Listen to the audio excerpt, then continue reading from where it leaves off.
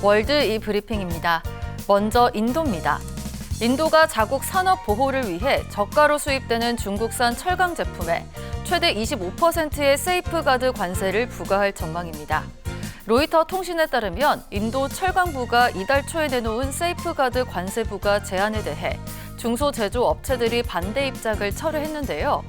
그동안은 고관세 부과로 철강 제품 가격이 올라가면 타격을 받게 된다며 철강부 제안을 반대해왔습니다. 하지만 인도 국내 대형 철강 업체들로부터 저가 제품 공급을 보장받자 입장을 바꾼 것으로 알려졌습니다. 세이프가드 관세는 인도 상무부 산하 무역규제 총국이 현재 진행 중인 중국산 철강 제품 수입에 따른 국내 피해 조사가 끝나는 대로 부과될 전망인데 조사는 한 달 이내에 종결될 것으로 보입니다. 브라질입니다.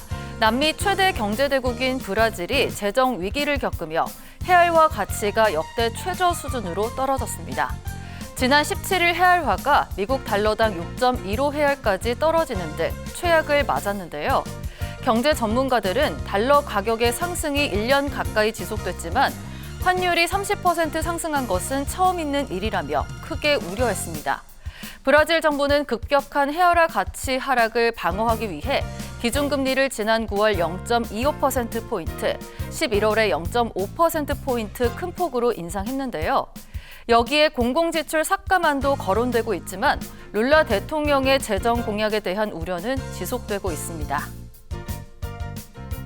에콰도르입니다. 남미 에콰도르가 열대 우림을 보존하기 위해 15억 달러 규모의 자연부채 스왑을 완료했다고 밝혔습니다. 글로벌 금융기관은 자연보호 사업을 벌이는 개도국의 부채를 탕감해주는 자연부채 스왑을 운영 중인데요. 현금이 부족한 빈곤국들이 생태계를 보호하는 데 이 돈이 사용될 수 있도록 신용 보증을 제공하는 겁니다. 에콰도르는 자연부채 스왑을 이용해 4억 6천만 달러 이상의 비용을 절감했다며 이 돈을 아마존의 숲과 습지를 보호하는 데 쓰겠다고 밝혔는데요.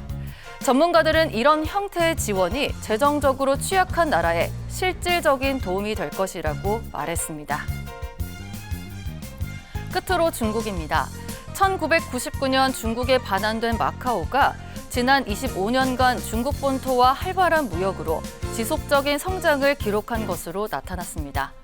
중국 본토와 마카오 간 연간 교역량은 1999년 48억 7천만 위안에서 2023년 270억 위안으로 4.5배 이상 증가했는데요. 누적 무역액도 4,714억 3천만 위안에 달해 연평균 성장률 7.4%를 기록하고 있습니다.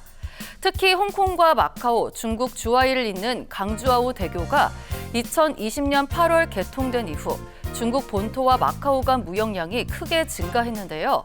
전기차와 의약품 등 첨단 기술과 고부가가치 상품의 비율이 지속적으로 증가하고 있는 것으로 나타났습니다. 지금까지 월드이 브리핑이었습니다.